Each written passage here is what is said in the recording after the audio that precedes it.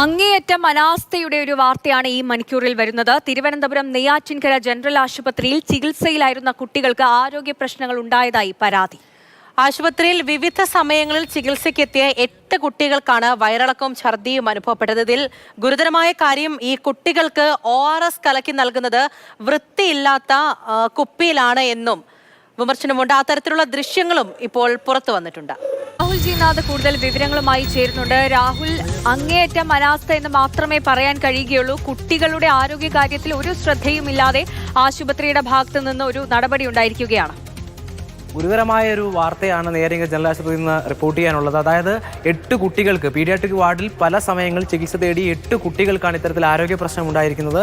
ചിലർക്ക് ഛർദിലാണ്, ചിലർക്ക് വയറിളക്കമാണ്. അത്തരത്തിൽ 8 പേർക്കും ആരോഗ്യ പ്രശ്നം ഉണ്ടായി എന്നുള്ളതാണ് ഏറ്റവും പ്രധാനപ്പെട്ട കാര്യം.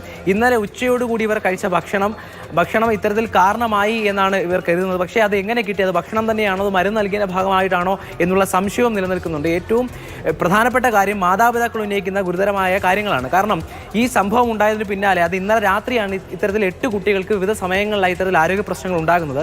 ആ ഘട്ടത്തിൽ ഡ്യൂട്ടിക്ക് ഉണ്ടായിരുന്ന നേഴ്സിനോട് ഇത് പറയുമ്പോൾ നാളെ നോക്കാമെന്ന നിലപാടിലേക്ക് അവർ മാറുന്നു. അങ്ങനെ ആരും ആ സമയത്ത് കുട്ടികളെ നോക്കാനെത്തുന്നില്ല. ഇന്ന് രാവിലെ മാത്രമാണ് അവർക്ക് ചികിത്സ കിട്ടിയെന്ന് മാതാപിതാക്കൾ നമ്മോട് പറഞ്ഞിട്ടുണ്ട്.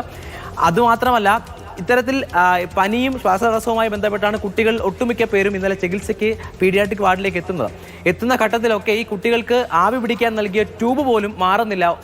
അത് ഒന്ന് വൃത്തിയാക്കാതെ തന്നെ പല കുട്ടികൾക്കത് ഉപയോഗിക്കാൻ കൊടുക്കുകയാണെന്ന് പറയുന്നു. ദൃശ്യങ്ങളിൽ ഇപ്പോൾ വളരെ വ്യക്തമായി കാണാം.